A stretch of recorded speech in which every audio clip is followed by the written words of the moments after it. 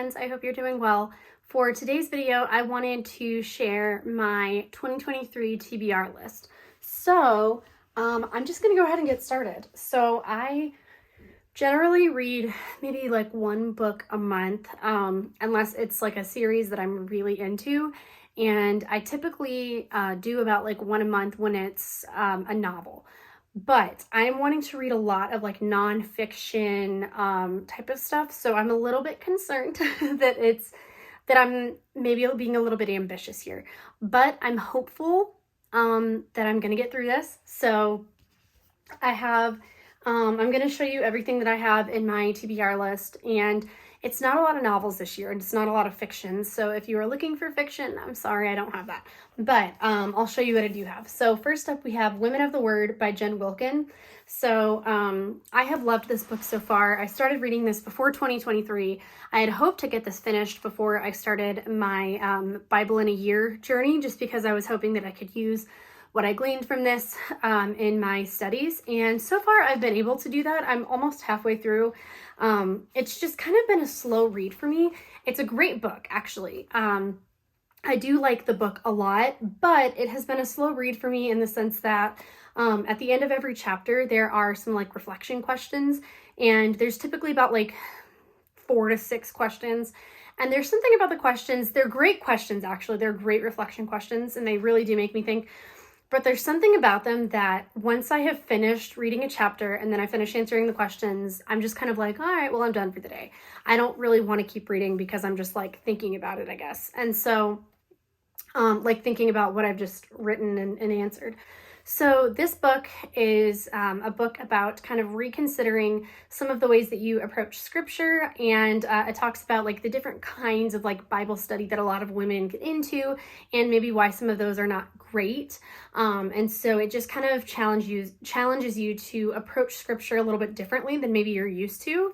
And so I have really liked it because it has really it made me reconsider what I thought I knew about the Bible or the way that I was approaching it. I really thought that I had a great approach. I thought I had it down, but I guess I didn't. So, I've been able to apply what I've learned so far in my Bible in a Year journey, and it's really been life-changing for me. So, yeah, I definitely highly recommend this book. Next up, we have The Year of Less by Kate Flanders. So this is a book about, it's a book that a woman named Kate Flanders wrote about her journey to basically have a no-spend year, which is what we are doing right now. So I'm interested in seeing what her journey was like. It was also a journey toward minimalism, and you know, we're in the process of just like reevaluating like the big changes we've made in our life personally. Just kind of reevaluating where we are, I guess, is maybe a better way to put it. And so we would like to buy a house someday. We're currently in an apartment. And that said, it would be a lot easier when we do get a house to not have a lot of stuff. So I am thinking that the like no spend year that we're doing plus reading this book will really help me as I am trying to pare down just my stuff. So I am very excited to read this. I thrifted this, and I'm just pumped about it. Next we have, I've been meaning to read this for years. This is The Case for Christ by Lee Strobel. This is written by a journalist who, in my understanding, was an atheist, and he was he's an investigative journalist, and he was kind of doing his own digging to prove whether Jesus really lived. And I want to say this was made into a movie recently. I haven't seen the movie. I really just want to read this with fresh eyes.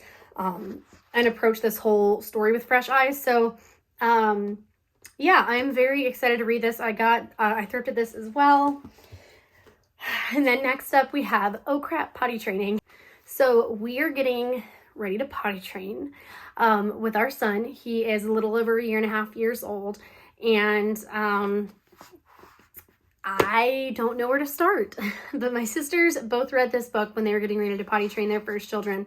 And so I happened to see this at the thrift store and was like, oh, let's see what this book is all about. I don't know if I'm going to use the methods in this. I don't really know anything about this. I just know that this was a book that a lot of people have read that they have said has been really helpful for them. So next up we have some novels. So those were not, you know, these 4 books, like I said, they're not really like fiction. So, because the book by Lee Strobel, like this is based on like a true story. It's like his story. So, I do anticipate those taking a little bit longer to get through. And so I don't have many novels, but I do have a couple. So I have The Mysterious Benedict Society by Trenton Lee Stewart. This is a mystery series.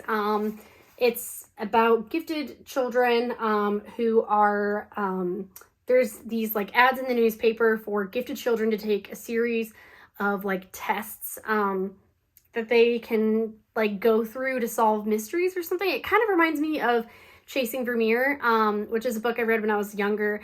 This is children's fiction, and I found this at a consignment store. I actually found the second book as well, so that's also in my list.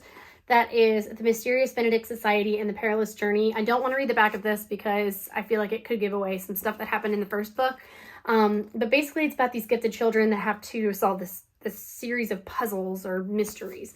And that's all I know about it, but it has really great reviews on Goodreads. I've been interested in reading this for a while, so I was very excited when I saw the first 2 books at the consignment store. It's a series, and so far I've just got those 2. And then last but not least, we have Northanger Abbey by Jane Austen. So I have a lot of classic books from this Word Cloud Classics collection from Canterbury Classics, and it's just this beautiful leather-bound front that has some like gold foil lettering, and then has some quotes and famous lines from the book. And then the inside cover, this is the same for all of the books in the collection. The inside cover will have like a really pretty design on the paper, on the front and back covers. So I love Jane Austen, but her reads are always a little bit slow for me, just because with classics, I tend to move a little bit more slowly when I'm reading them. So I kind of just grabbed a Jane Austen book from my collection and was like, this looks like a good one to try this year. So I've read several of her books, the more popular ones, and I've been wanting to pick up another one. I love reading classics in the spring, and so if it comes down to it, I may not read these in the order that I have them planned. At the moment, I'm planning on it, but it may come down to me reading this before I read some of the others so that I can kind of get in the mood for spring. So I love Jane Austen books. I love classics, like I said, but it's just I move through them a little bit more slowly. But I really like to have a collection of classics. I think it's cool. It's nice to be able to like look for them when I go to thrift stores or bargain stores from this specific collection. And it's something that I know we can have like as heirloom pieces in our family and like pass on to our children someday. So yeah, I am very excited to read this book. So that is my TBR list, and I am very excited. I may do some book reviews. I'm considering doing an entire video on Women of the Word. I have several books that are, is it dog-eared, earmarked? That were, you know, you put down like the little page. And like lots of notes and stuff, and I am very much looking forward to finishing this because like I said, there's a lot of great stuff in here, and I think that if anybody is interested, it would be a great video to do as well. So if you're interested in learning more about this book, please let me know down below, and I will do a full review of this when I'm finished. But that is it for now. I hope you all have a wonderful day whenever it is that you are watching this, and I will see you later. Bye.